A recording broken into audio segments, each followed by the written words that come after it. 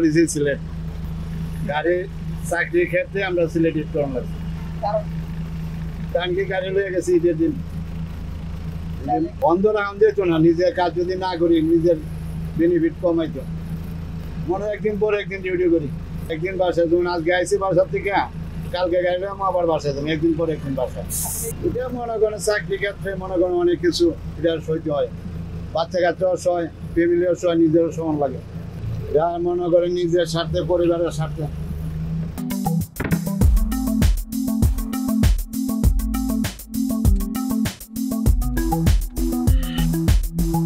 ওই ঈদের দিন গাড়ি বাসায় নিয়ে গেলাম নিয়ে যে বাসায় পাশে রেখে ঈদ করেছি দুর্ঘটনা নয় না আমরা তো সাবধানে গাড়ি চালাই তারপরে আমাদের হচ্ছে যে আপনার এই বান্দা মিটার বান্দা আছে 80-র উপরে ওঠে না যত জোরেই যায় 80 আমাদের আসলে মোটর গাড়ি তো আমরা গাড়ি চালালে আমাদের ইনকাম না চালালে আমাদের ইনকাম নেই আমাকে কোনো বেতন টেতন নেই দিনের টাকা দিনই আমাদের খুবই সমস্যা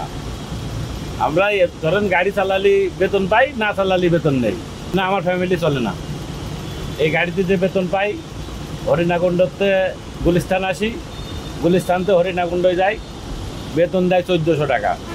খানায় টাকা লাগে 600 আপ ডাউন 600-700 টাকা খানায় রোড খরচ পকেট খরচ ফুরাইয়া যায় গাড়িতে স্টাফ হিসেবে কাজ করি ঈদ করছি দাদা সিলেট আমরা আমার দেশের বাড়ি জামালপুর সিলেট ঈদ করলাম এখানে যাত্রীর চাপ বেশি আসছিল কোম্পানি ছুটি দেয় না এই জন্য সিলেট ঈদ করছি